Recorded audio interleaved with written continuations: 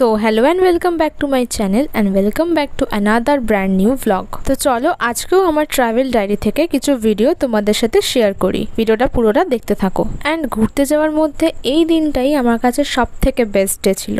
After river rafting যেটা আমি সবথেকে বেশি উপভোগ করেছি সেটা হলো এই প্লেসটা। Activity wise river rafting was the best thing. এখনো তো আসল ভিউটা তোমাদের সাথে শেয়ার করিনি, সেটা ভিডিওর শেষে তোমরা দেখতে পাবে। So do not skip this video for a single minute. তার আগে চলো তোমাদের আমি ইন্ট্রো দিয়ে নিই। আমি অনুশ্রী, তোমরা দেখছো আমার চ্যানেল শ্রীজ লাইফস্টাইল। এতক্ষণ যে জায়গাটা তোমরা দেখতে পাচ্ছিলে, মানে যেখানে দাঁড়িয়ে আর কি ভিডিও করছিলাম, সেই জায়গাটা একটা স্টপ পয়েন্ট ছিল, মানে এটা কিন্তু আসল ডেস্টিনি ছিল না। সেদিনকে আমাদের গন্তব্যস্থল ছিল সিসু।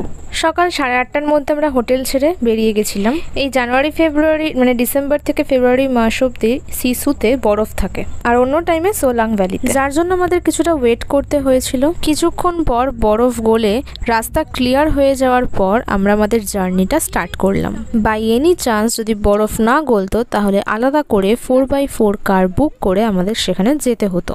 তো this is the main view of Sissu. Atal টানেলের শর্টস ভিডিও তোমরা অলরেডি দেখে নিয়ে ঘুরতে আসার পর এত দিন পর ফাইনালি বরফ নিজের চোখে দেখতে পেলাম, হাতে নিতে পেলাম। অ্যান্ড যারা ফার্স্ট টাইম পাহাড়ে যায় তাদের জন্য এটা একটা ভীষণ স্পেশাল মুহূর্ত, যেটা আমার কাছেও ছিল।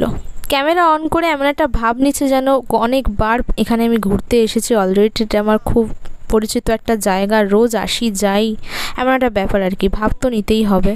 এটা বলার কারণ হলো অনেকে আমার ভিডিও দেখে মনে মনে হয়তো এটাই বলবে কমেন্টে না লিখলেও, এটা এমনই একটা প্লেস ছিল যেখানে আমরা সব থেকে বেশি সময় কাটিয়েছি। মানে সারাদিনই বলতে গেলে এখানেই ছিলাম। সকাল 10টার সময় ঢুকেছি আর বেরোতে বেরোতে বিকেল তো অলরেডি হয়েই গেছিলো। অ্যান্ড ফর্চুনেটলি সেই দিনকার ওয়েদারটাও ভালো হয়ে গেছিলো আস্তে আস্তে, সেই জন্য বরফ গলে রাস্তাটা ক্লিয়ার হয়ে গেছিলো। সেদিনকে যাওয়া না হলে পরের দুদিন তো যেতে পারতামই না, বিকজ পরের দুদিন ওয়েদার প্রচণ্ড খারাপ ছিল, রাস্তা ক্লিয়ারই হয়নি। 4x4 কার করেই সেখানে যেতে হতো আমাদেরকে, যেটা হয়তো আমাদের পক্ষে পসিবল ছিল না, জানি না। তখন হয়তো দেখার জন্য করেও নিতাম, প্রথমবার বরফ দেখবো বলে কথা। তো আমরা ওই পয়েন্টটায় গিয়ে যেখানে ভিডিওটা আর কি স্টার্ট করলাম, সেইখানে গিয়ে বেশ অনেকক্ষণ ওয়েট করার পর এখানে আসতে পেরেছি। ও তারও আগে এই কস্টিউমগুলো তো আমাদের ভাড়া অলরেডি নেওয়া হয়ে গেছে। যখন জানতামও না যে এখানে আসতে পারবো কিনা, তখনই আমাদের কস্টিউম ভাড়া নেওয়া হয়ে গেছে অলরেডি। কস্টিউমের সাথে জুতোও নিয়ে নিয়েছিলাম, বিকজ নর্মাল জুতো পরে তো বরফের জন্য সব জুতো মোজা ভিজেই যেত।